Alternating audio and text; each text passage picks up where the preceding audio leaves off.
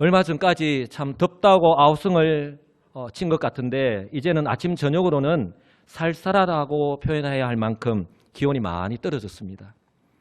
가을이 성큼 우리에게 다가왔습니다. 가을 단풍이요, 설악산에서부터 시작해서 점점 아래로 내려오고 있습니다. 그래서 많은 사람들이요, 들로 산으로 지금 그 단풍을 구경하기 위해서 이렇게 가고 있죠. 이처럼 좋은 가을 날씨에 단풍 구경을 가지 않으시고 오늘 하나님을 예배하는 이 자리에 나오신 여러분들을 주님의 이름으로 진심으로 환영하고 축복합니다. 여러분들의 이 중심, 그 마음을 아시는 하나님께서 은혜로 함께해 주실 줄 믿으시기를 주님의 이름으로 축복합니다. 이처럼 성큼 다가온 가을을요, 그 누구보다도 학수고대하며 기다리는 사람들이 있습니다. 혹시 누구인지 아시겠어요? 너무 바쁘게 살아오셔서 생각해 볼 여유가 없으셨던 분이. 저는 두 사람을 생각하는데요. 이 두 사람의 목표는 서로 다르지만 그 간절한 마음은 같지 않나 싶습니다. 한 사람은요, 수능고사를 치르는 수험생들입니다. 다른 한 사람은요, 농부입니다. 두 사람의 공통점이 있는데요. 바로 열매를 맺는 것입니다. 수험생들은 수능고사를 잘 쳐서 원하는 대학과 원하는 학과에 합격하는 것이죠. 또한 농부는 풍성한 수확을 거두는 것입니다. 우리 교회 안에도 이번에 16명의 수험생들이 있고요. 또한 농사를 짓는 우리 성도님들도 계신데 이런 은혜가 풍성하게 임하기를 간절히 소망합니다. 그런데 참 안타까운 것은요, 모든 것이 우리의 뜻대로 잘 되지 않는다는 것이죠. 농부들이 정말 원하지 않는 일이 그것도 반복해서 일어났죠. 최근 몇 번에 걸쳐서 태풍이 우리나라에 적잖은 영향을 주고 지나갔습니다. 이 때문에 수확을 앞둔 논의 벼가 쓰러지고 밭에 과일이 다 떨어져 버리고 말았죠. TV를 보는데 안타까워하면서 인터뷰를 하는 그 농부의 모습을 지켜보면서 참 마음이 아팠습니다. 저는 농사를 짓지 않고 국민의 한 사람으로서 그런 아픔을 당한 그런 농부의 모습을 보면서 참 마음이 안타까웠는데요. 그러나 그 모습을 지켜보아야 하는 그 농부들의 마음은 어떠했겠습니까? 그런데요, 이러한 농부의 마음으로 그의 택한 백성을 지켜보고 계시는 분이 계십니다. 바로 하나님 아버지십니다. 하나님 역시 당신의 택한 백성이요, 열매를 맺기를 바라고 계시고 또한 기대하십니다. 마치 자녀들에게 관심이 없는 부모가 없고요, 자녀들이 부모님의 그 기대대로 잘 성장하기를 바라듯이요, 그리스도 안에서 하나님의 자녀가 된 저와 여러분 한 사람 한 사람을 향하신 그 하나님 아버지의 마음 또한 마찬가지라는 거예요. 예수님에게 있어서 제자들 또한 마찬가지가 아닐까요? 왜냐하면 예수님에게 있어서 이 12명의 제자, 사도들이라고 부르죠. 제자 그 이상의 의미를 가지고 있기 때문에 그렇습니다. 예수님의 제자들은 예수님의 부르심을 받아서 예수님과 함께 3년 동안 생활했습니다. 소위 제자 훈련을 받았지요. 예수님께서 하신 말씀과 하신 사역, 그리고 그것을 통해서 나타나는 기적의 역사를 바로 곁에서 지켜보았습니다. 그렇다면 제가 말씀을 보면서 제 생각에는요, 예수님께서 구약에서 예언하신 메시아, 즉 그리스도이심을 충분히 알 수 있었을 것 같은데, 왜냐하면 서당계도 3년이면 풍어를 한다라는 옛말도 있듯이 요즘은 3년이 아니라 요즘은 3분이면 라면집에 개도 라면을 끓인다고 합니다. 그런데요, 공생의 마지막 사역인 십자가 사역을 앞둔 시점에서 이 제자들의 모습을 볼 때요, 주님에 대한 관심과 주님께서 그들에게 하신 말씀에 관심을 두기보다는 여전히 세상에 자기 중심의 삶에서 벗어나지 못하고 있는 것을 바라보게 됩니다. 이런 측면에서 볼 때요, 오늘 본문의 배경이기도 하고요, 십자가 사역을 목전에 두고 있는 예수님께서 제자들에게 하신 말씀이요, 정말 의미가 있고 중요할 수밖에 없다라고 하는 것입니다. 여러분, 사람은 또 어떤 위치에 있을 때에 내가 어디에서 또 어떤 말을 하느냐 하는 것은요, 그때그때마다 의미가 있는 것입니다. 오늘 우리 예수님은 바로 마지막 십자가 사역을 앞두고 제자들에게 하시는 말씀이기 때문에 얼마나 의미가 있고 중요한가 하는 것을 염두에 두고 오늘 여러분들이 이 말씀을 들었으면 좋겠습니다. 여러분, 지금 예수님의 관심은요, 제자들에게 있습니다. 왜냐하면 부모님이 이 땅에서의 삶을 마치고 자녀들 곁을 떠날 때에 두고 가는 자녀들을 염려하는 것처럼 예수님 역시 잠시 후면 이제 공생의 마지막 사역을 마치고 제자들 곁을 떠나야 하기 때문에 그렇습니다. 무엇을 의미하냐면 이제까지는 예수님께서 가르치시고 가이드해 주시고 지침을 주셨지만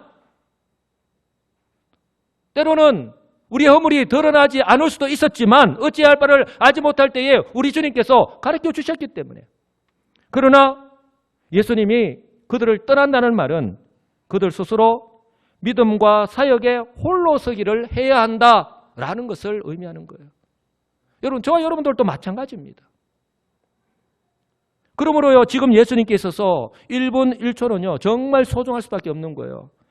제자들에게 하시는 말씀 하나하나가 중요할 수밖에 없다라고 하는 사실입니다. 그러니 예수님은요 말씀을 하실 때에 어떤 무의미하게 하신 말씀이 하나도 없죠. 그러니 지금 이 시점에 제자들에게 하시는 말씀이 얼마나 의미가 있겠습니까? 특별한 목적을 가지고 하셨는데요, 특별히 마지막 만찬 중에 분명한 목적을 가지고 제자들의 발을 씻겨 주셨습니다. 그리고 제자들에게 이렇게 말씀하셨죠. 너희가 나를 선생이라 또는 주라 하니 너희 말이 옳도다. 내가 그러하다. 내가 주와 선생이 되어 너희 발을 씻었으니 너희도 서로 발을 씻어주는 것이 옳으니라 라고 분명하게 말씀하셨습니다. 여러분, 예수님께서 이러한 모범을 보여주시면서 이렇게 말씀하신 것은요, 지금 이 시대를 일컬어 우리가 뭐라고 부르냐면 교사는 많으나 스승은 없다라고 그렇게 말들 하죠. 바로 예수님께서는요 참 스승의 모습을 그대로 보여주신 것입니다. 예수님께서 직접 모범을 보여주시면서 제자들에게 너희도 나처럼, 한번 따라서 할까요? 너희도 나처럼.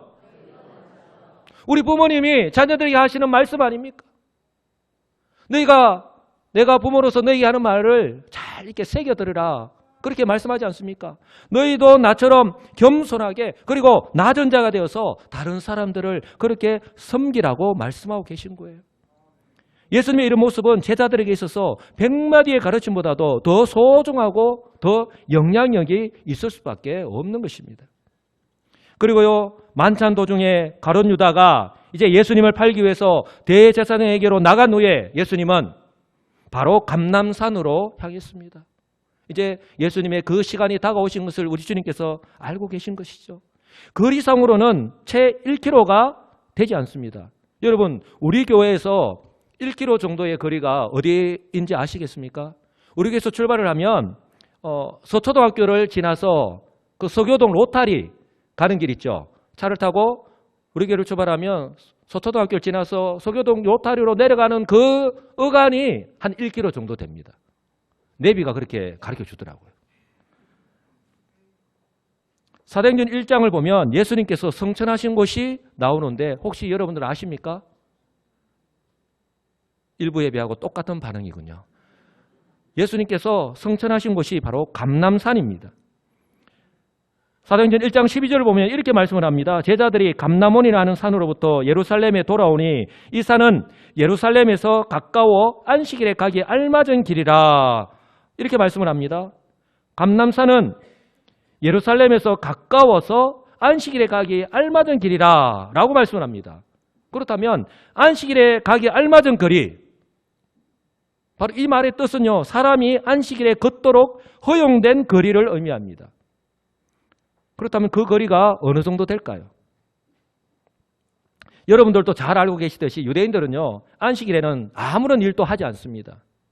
그렇다고 해서 숨까지 안 쉬는 것은 아닙니다.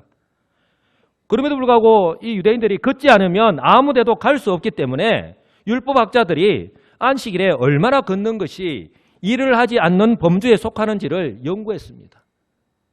유대 율법주의자들은 참 대단하죠. 오랜 시간 동안 연구를 하고 토론을 거친 후에 내린 결론이 예루살렘 성전의 뜰을 중심으로 밖으로 멀리 한 바퀴 빙 도는 거리 정도라면 죄가 되지 않고 안식일에 가기 알맞은 거리다라고 이렇게 생각을 했습니다. 그리고 그 거리가 약 2000규빗입니다. 제가 지난번에 한번 설교를 하면서 말씀을 드렸는데 한 규빗이요, 성인 남자의 팔꿈치에서 이 손가락 끝까지의 거리입니다. 이 간격인데 성인 남자 같은 경우에 한 45cm 정도라고 합니다. 저는 한 42, 3cm.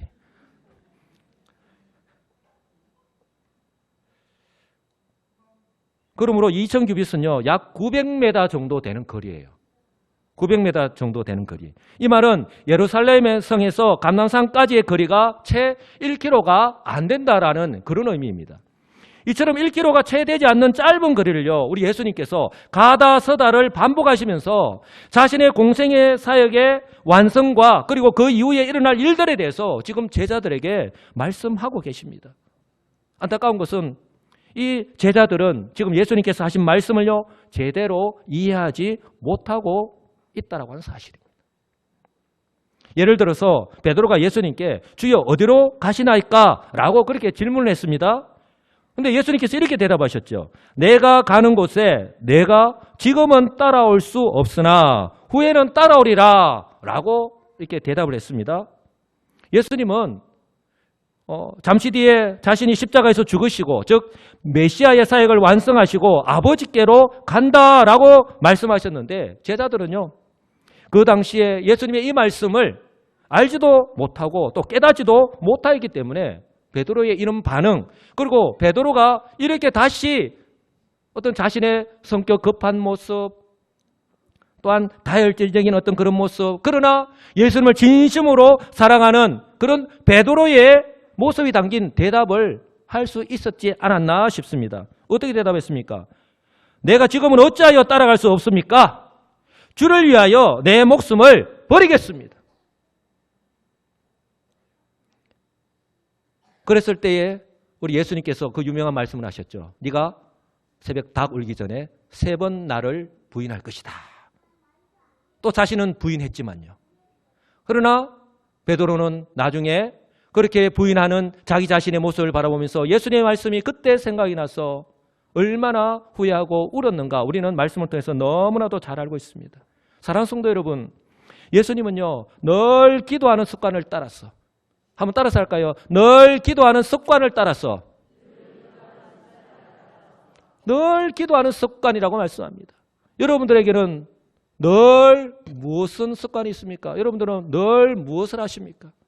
습관은 한 번, 두 번 한번 해보고 뭐 하루 이틀 해보는 것을 습관이라고 하지 않습니다. 거의 매일, 거의 규칙적으로 반복적으로 할 때에 우리는 습관이라고 합니다. 저와 여러분들은 예수 그리스도를 믿고 난 이후에 늘 하는 어떤 습관들이 있습니까? 나의 유익을 위한 것이 아니라 우리 하나님께서 기뻐하시는 어떤 습관들을 가지고 행하고 살아가고 계십니까? 우리 주님은요 늘 기도하는 습관을 따라서 지금 마지막 십자가 사역을 앞두고 기도하시기 위해서 지금 감람산으로 가고 계십니다. 그리고 제자들에게 예수님께서 십자가에서 구속사역을 성취하시고 난 이후에 나타날 그런 변화들, 즉 성령의 임재와 역할, 그리고 제자들의 사역에 대해서 지금 권면하고 계십니다. 이것이 바로 요한복음 14장에서 16장의 말씀입니다. 오늘 보면은 이처럼 제자들에게 하시는 예수님의 마지막 권면의 말씀의 중심에 자리 잡고 있습니다. 바로 요한복음 15장, 14장에서 16장의 그 한가운데에 자리 잡고 있습니다. 오늘 본문은 신약의 포도나무 비유장이라고 부릅니다. 이 말은 구약에서도 이 포도나무에 대한 그런 말씀이 나온다는 말씀이죠. 구약에서는 포도원 노래의 비유를 이사야 5장에서 기록을 하고 있습니다. 이때 모습을 보면요, 하나님께서 땅을 파고 돌을 제하고 극상품의 포도나무를 심었습니다. 왜 하나님께서 땅을 파고 돌을 제하고 극상품의 최고 품질의 포도나무를 심었을까요? 그 이유는 오직 하나, 한번 따라서 할까요? 좋은 포도 열매를 맺기 위해서. 예, 우리 하나님은 좋은 포도 열매를 맺기 위해서 땅을 파고 돌을 제하고 그렇게 포도나무를 심었던 것입니다. 그런데 결과가 어떻게 나타났죠? 정작 맺힌 것은요, 좋은 포도가 아니라 먹을 수 없고 상품의 가치가 없는 덜포도. 이 덜포도가 의미하는 것이요, 악취가 나고 신포도라고 하는 그런 의미 또한 가지고 있습니다. 아무런 쓸모없는, 상품의 가치도 없는 그런 덜포도를 맺었습니다. 그 결과 이 북이스라엘과 남유다를 상징하는 이 포도원이 황폐하게 되는 심판이 그들에게 임했죠. 북이스라엘과 남유다가 아수르와 바벨론에 이렇게 망하게 되는 그런 역사를 우리는 성경을 통해서 알 수 있지 않습니까? 우리 하나님이 이렇게 말씀을 합니다. 내가 좋은 포도 맺기를 기다렸거늘, 내가 좋은 포도 맺기를 기다렸거늘 덜 포도를 맺으면 어찌 됨인고, 이제 내가 내 포도원에 어떻게 행할지를 너희에게 이르리라. 내가 그 울타리를 걷어 먹임을 당하게 하며 그 담을 헐어 짓밟히게 할 것이요, 내가 그것을 황폐하게 하리니 다시는 가지를 자름이나 북을 돋우지 못하여 찔레와 가시가 날 것이며 내가 또 구름에게 명하여 그 위에 비를 내리지 못하게 하리라. 우리가 너무나도 잘 알고 있는 구약의 북이스라엘과 남유다의 역사입니다. 사랑하는 성도 여러분, 하나님께서 구약의 이스라엘 백성들을요, 만민 중에서 구별하여서 선택하신 이유는요, 그리고 그들을 출애굽시키신 후에 시내 광야에서 십계명과 율법을 주신 것은요, 오직 한 가지 이유 때문입니다. 그들이 가나안 땅에 들어가서 생활할 때에 가나안 사람에게는 이미 생존과 변령을 위한 수단이 되어버린 그 우상을 섬기는 제약을 행하지 않는 것입니다. 그리고요, 여호와 하나님 한 분만 믿고 섬기는 것, 그리고 그들과는 구별된 하나님의 백성으로 살아가기 위해서입니다. 이것이 바로 하나님께서 이스라엘 백성들에게 기대하시는 열매입니다. 그런데 결과는 어떻게 나타났죠?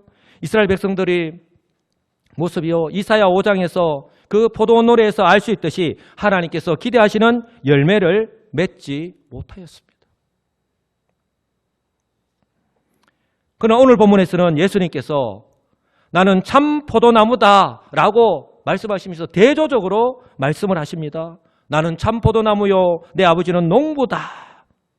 즉 구약의 이스라엘은 이사야 5장에서 말씀하고 있는 대로 농부이신 하나님의 뜻과 마음과는 정반대로 아무런 열매를 맺지 못하였지만, 실패하였지만, 예수님은요, 자기 자신을 참 포도나무, 진실한 포도나무에 비유하시면서 참 포도나무 되시는 예수님께 붙어있는 가지, 즉 그리스도 안에 있는 제자들은요, 그 안에서 참 생명을 누리며 살아가는 저와 여러분들 성도들은요, 바로 하나님께서 기뻐하시는 풍성한 열매를 맺게 될 것이다 라고 분명하게 말씀하고 계십니다. 여기에서요, 바로 저와 여러분들이 분명하게 좀 기억해야 될 것이 있습니다. 예수님께서 분명하게 말씀하고 계신 것이 있는데요, 바로 열매를 맺지 않는 가지는 아버지께서 그것을 제거해 버리신다라고 하는 사실입니다. 2절을 보시면 물은 내게 붙어 있어 열매를 맺지 아니하는 가지는 아버지께서 그것을 제거해 버리시고, 물은 열매를 맺는 가지는 더 열매를 맺게 하려 하여 그것을 깨끗하게 하신다라고 말씀합니다. 여러분, 열매를 맺지 않는 가지는 열매를 맺지 못하는 가지입니다. 원의 의미를 볼 때에 열매를 맺지 않는 가지는 열매를 맺지 못하는 가지입니다. 이것은 결코 열매를 맺을 수 없는 불신자들을 염두에 두고 있는 말씀이에요. 교회를 다니지만 예수 그리스도를 믿지 않는 사람들, 왜냐하면 그 안에 생명이 없기 때문에, 그 안에 생명이 없기 때문에 열매를 맺을 수가 없는 것이죠. 저와 여러분들이 분명하게 구분해야 될 것은요, 예수 그리스도를 믿고 난 이후에 성도들이 점진적인 성화의 과정을 거쳐서 점점 삶의 변화가 나타나는 것과는 여러분들이 구분해야 할 것입니다. 저와 여러분들의 삶을 통해서 잘 아시겠지만, 저와 여러분들이 예수 믿고 난 이후에 신분상으로 하나님의 자녀가 되었지만 우리가 180도로 우리의 모든 삶이 변화되지 않잖아요. 우리의 모난 성격도 그대로 우리가 지닌 채 살아가잖아요. 그런데 하나님의 말씀과 기도와 지난 9월 달에 제가 교회에 5가지 기능에 대해서 말씀을 드렸지만 그런 삶을 통하여서 우리가 점점점 성화되어 가는 거예요. 그렇게 우리의 삶이 변화되어 가는 거예요. 그것이 삶에서 열매로 나타나게 된다라고 하는 겁니다. 그것과는 지금 생명이 없어서 열매를 맺지 못하는 것과는 여러분 분명히 구분할 수 있어야 한다는 거예요. 성경은요, 열매를 맺느냐 맺지 못하느냐 하는 것을 통해서 정확하게 구분이 된다고 말씀을 합니다. 4절 보시면 가지가 포도나무에 붙어있지 아니하면 스스로 열매를 맺을 수 없음 같이 너희도 내 안에 있지 아니하면 그러하리라. 5절 보시면 나를 떠나서는 너희가 아무것도 할 수 없다고 분명하게 말씀을 합니다. 분명하게 말씀하시는 것이 내 안에 있지 아니하면 나를 떠나서는 분명히 주님께서 말씀을 합니다. 그러므로요, 이 가지는 6절에서 말씀하고 있듯이 마치 잘려나간 가지처럼, 여러분 포도나무에 붙어있던 가지가 잘려나가면 어떻게 됩니까? 그 순간 죽어버리는 거죠. 말라버립니다. 말라버리게 되고 땅에 떨어졌을 때 사람들은 그런 가지를 모아서 불 속에 던져버리는 거예요. 불쏘시개로밖에 사용하지 않는 것입니다. 무엇을 의미합니까? 바로 심판을 의미하는 거예요. 저는 이 말씀을 보면서 한 사람이 생각이 났어요. 가룟 유다. 예수님의 제자로 부름을 받았지만 예수님의 말씀도 예수님 누구지도 알지 못하고 은삼십에 그 예수님을 스승을 팔고 마는, 그리고 정말 비참하게 최후를 맞이하는 죽게 되는 그 가룟 유다 말입니다. 그러나 이와는 반대로 열매를 맺는 가지는요, 그 속에 생명이 있어서 오늘 그리스도 안에 있다라고 표현을 하는데, 바로 열매를 맺는 가지는요, 더 열매를 맺게 하기 위해서 아버지께서 깨끗하게 하신다고 말씀합니다. 2절 다 같이 한번 읽어보겠습니다. 무릇 열매를 맺는 가지는 더 열매를 맺게 하려 하여 그것을 깨끗하게 하시느니라. 아멘. 바로 깨끗하게 하신다는 말은 잘 손질한다는 말씀입니다. 예수님은 제자들 향하여서 분명하게 말씀을 합니다. 나는 포도나무요 너희는 가지다. 그가 내 안에 내가 그 안에 가면 사람이 열매를 많이 맺나니 나를 떠나서는 너희가 아무것도 할 수 없다고 분명하게 말씀을 합니다. 사랑하는 성도 여러분, 가지는 포도나무에 붙어 있을 때에 첫째로요, 따라합니다. 생명을 공급받을 수 있습니다. 둘째로 따라서 합니다. 열매를 맺을 수 있습니다. 예, 분명하게 말씀을 합니다. 나를 떠나서는 너희가 아무것도 할 수 없다라고 말씀을 하지만, 그러나 내 안에 있으면, 거하면 생명을 공급받을 수 있고, 그러니 바로 열매를 맺을 수 있다고 말씀합니다. 여러분, 무엇을 의미합니까? 바로 가지인 성도는요, 나무 되시는 그 예수 그리스도와의 지속적인 그런 영적인 교제를 통해서 영양분을 계속해서 공급받는 것을 의미합니다. 이처럼 영양분을 계속해서 공급받을 때에 바로 가지의 열매가 맺히게 되는 것이죠. 바로 삶의 변화가 나타나기 시작한다는 것입니다. 저와 여러분들의 모습을 한번 생각해 보시기 바랍니다. 예수 믿고 난 이후에 내가 수십 년이 지나는 가운데 나는 어떠한 모습으로 변화되었는가? 나의 생각이 바뀌지 않습니까? 부정적인 시각이 긍정적인 시각으로 바뀌고요. 또한 소극적인 사고가 적극적인 그런 모습으로, 이제는 나는 아이고 못해, 시간이 없어서 못해, 이래서 못해, 저래서 못해 하다가 그래도 한번 해보자, 그런 모습으로 바뀌게 되는 저와 여러분들의 모습을 발견하게 되는 거예요. 또한 교회 중심으로 삶의 모습이 바뀌게 됩니다.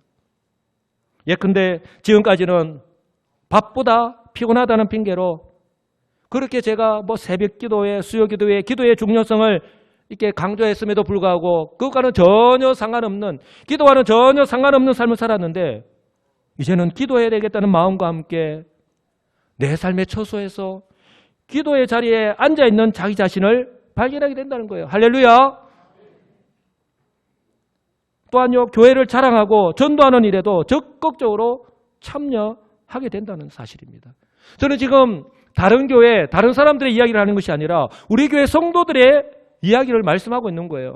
감사하게도 제가 담임 목사로 와서 이제 2주 뒤면 만 2년이 됩니다. 그런데 참 감사한 것이 우리 교회에 이런 성도들이 많아졌다고 하는 사실입니다. 얼마나 감사한지 모릅니다. 이렇게 점점 더 성숙하게 변화되어가는 성도들의 모습을 볼 때마다 얼마나 감사한지, 하물며 이러한 모습들을 지켜보시는 우리 하나님 아버지이시겠습니까? 하나님께서 변화된 우리 성도들의 모습을 통하여 열매 또한 풍성하게 맺게 해주실 줄 분명히 믿습니다. 아니, 이미 우리 성도들의 삶 가운데에 그런 열매들이 아마 주렁주렁 맺히고 있는지도 모르겠어요. 그래서 저는 늘 기도하는 것이 우리 성도들의 삶 가운데에 감사가 풍성하게 임하기를 하나님 은혜를 베풀어 달라고 그렇게 기도합니다. 바라기는요, 그저 이런 모습들을 바라보면서 부러워하는 성도들이 아니라 내가 바로 그 주인공이 되어서 그러한 은혜를 누리며 살아가시는 복된 성도들이 다 되시기를 주님의 이름으로 간절히 축복합니다. 이처럼 저와 여러분들은 열매를 맺으면서 살아가는 성도가 되어야 하는데 바로 그 중에 하나가 기도의 열매입니다. 오늘 예수님께서 제자들에게 강조하시는 말씀 또한 바로 이 부분이기도 합니다.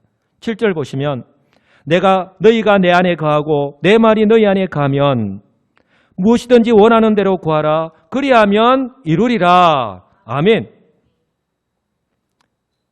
그런데 예수님께서 지금 마지막 십자가 사역을 앞두고 제자들에게 이 말씀을 하시는 것이 아니라 제자들에게 이 말씀을 하시기 전에요. 이미 제자들에게 이렇게 약속을 하셨습니다.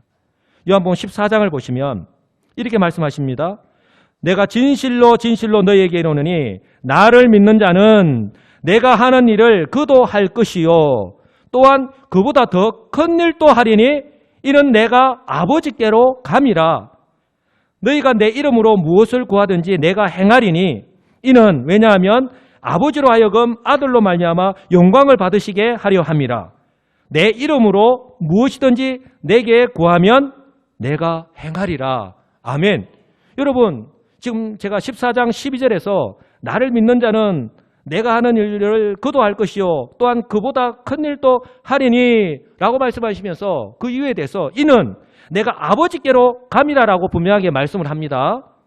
또한 16절을 보시면 내가 아버지께 구하겠으니 그가 또 다른 보혜사를 너희에게 주사 영원토록 너희와 함께 있게 하리니 그는 진리의 영이라고 분명히 말씀합니다. 세상은 능히 그를 받지 못하나니 이는 그를 보지도 못하고 알지 못함이라. 그러나 너희는 그를 아나니 그는 너희와 함께 거하시며 또 너희 속에 계시겠음이라. 아멘. 여러분, 지금 예수님께서 제자들에게 정말 중요한 말씀을 하신 거예요. 제자들에게 기도의 특권을 지금 위임하고 계시고요. 또한 기도 응답에 대한 확실한 보장을 지금 해주고 계신 거예요. 그리고 아무런 의미 없이 너희가 기도하면 그냥 응답될 것이다 라고 말씀하신 것이 아니라 그 근거까지 정확하게 지금 말씀하고 계신 거예요. 저와 여러분들이 예수 그리스도의 이름으로 기도할 때에 응답받는 그 이유 또한 바로 여기에 있는 거예요. 그것이 무엇입니까? 바로 12절에 내가 아버지께로 감이라. 또한 내가 아버지께 구하겠으니 바로 공생의 사역을 마치고 즉 십자가에서 구속사역을 완성하신 하나님께서 아버지께로 가서 지금 하나님 보좌 우편에서 바로 우리를 위해서 무엇하고 계십니까? 중보하고 계시잖아요. 하나님께서 우리의 기도를 그럼에도 불구하고 들어주시는 이유 바로 사역을 완성하신 우리 주님께서 하나님 보좌 우편에서 우리를 위해서 중보하고 계시기 때문입니다. 사랑하는 성도 여러분, 이 정도 되면 우리가 기도할 만하지 않습니까?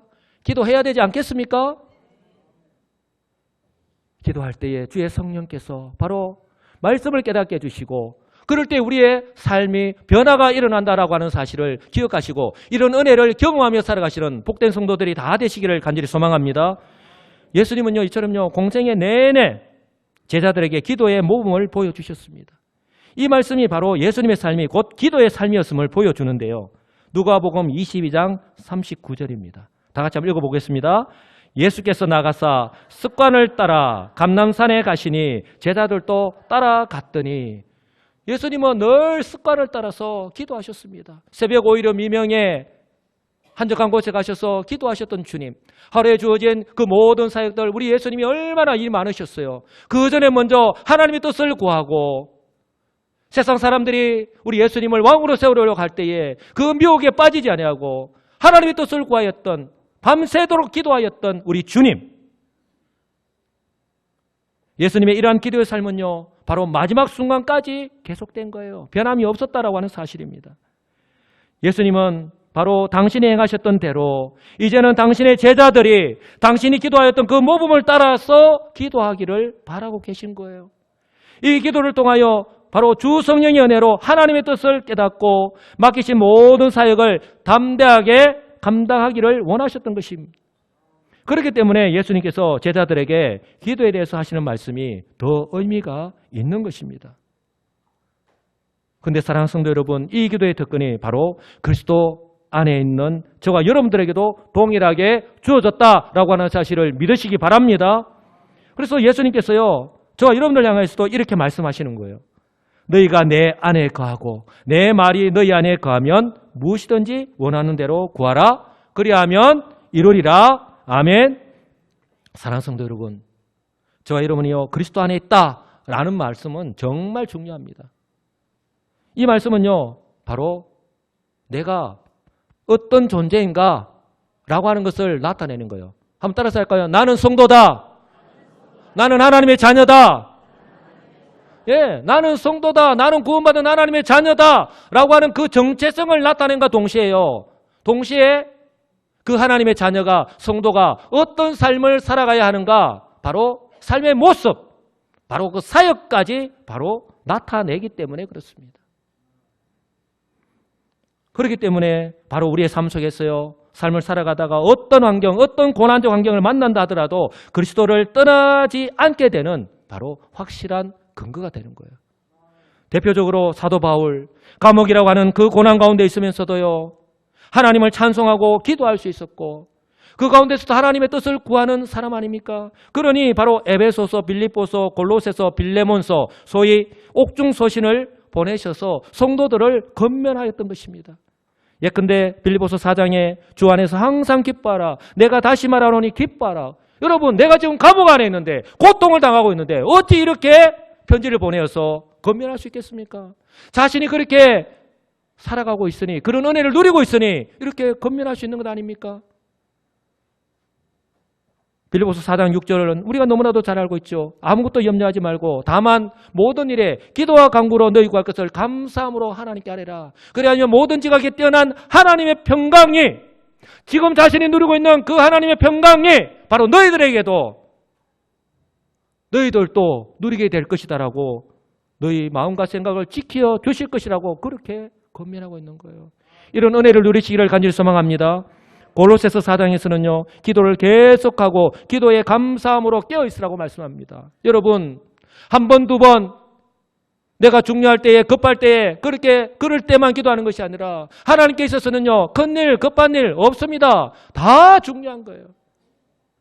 항상 기도하라고 말씀하는 거예요. 예수님은 제자들 향하여, 그리고 그리스도 안에 있는 성도인 저와 여러분들 향하여서 열매를 많이 맺으라고 말씀합니다.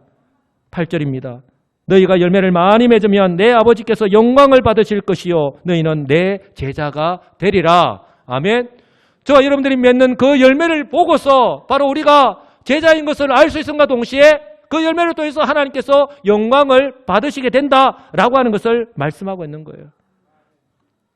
사랑하는 성도 여러분, 헬라어 원문을 보면요, 지금 이 말씀은요, 예수님께서 제자들이 계속해서 열매를 맺음으로써 그들이 예수님의 제자임을 증거하고 또한 그 열매를 통해서 하나님께 영광을 돌리게 될 것이다라고 확신하면서 지금 이 말씀을 하시는 거예요. 지금은 비록 그 말씀을 깨닫지 못하고 또 있는 그 상태에 있지만 말입니다. 이러한 주님의 기대는 하나님의 은혜로 예수를 믿어서 하나님의 자녀가 된 저와 여러분들도 마찬가지입니다. 저와 여러분들이 얼마나 중요한 존재인가 하는 사실을 여러분 꼭 기억하시기 바랍니다. 혹시라도 내가 예수 믿은 지 수십 년이 되고 또 교회의 직분자가 되었음에도 불구하고 하나님의 자녀라고 하는 신분상의 변화, 혹 그 상태에만 머물러 있지는 않은지 우리 자신의 모습을 한번 돌아볼 수 있기를 원합니다. 여러분, 주님께서 기대하시는 제자가 된다는 것과 열매를 맺는다는 것은요, 그 자리에 그 상태로 머물러 있는 것을 의미하는 것이 아니라 마치 우리 자녀들이 하루가 다르게 성장하는 것처럼 우리의 생각하는 것이나 행동하는 것이 성숙하게 자라나는 것을 보고서 부모님이 기뻐하시는 것처럼 바로 우리 주의 성령과의 지속적인 그런 만남, 그런 관계를 통해서 우리의 삶이 변화되어서 그런 삶을 통하여서 열매를 맺는 제자로 우리 하나님께서 따듬어 가시고 그러한 삶의 열매들이 우리의 모습을 통해서 나타날 수 있기를 간절히 소망합니다. 그러므로요, 지금 이 시간에 예배를 드리고 있는 저와 여러분들 스스로 한번 자문자답하시는 시간을 가졌으면 좋겠습니다.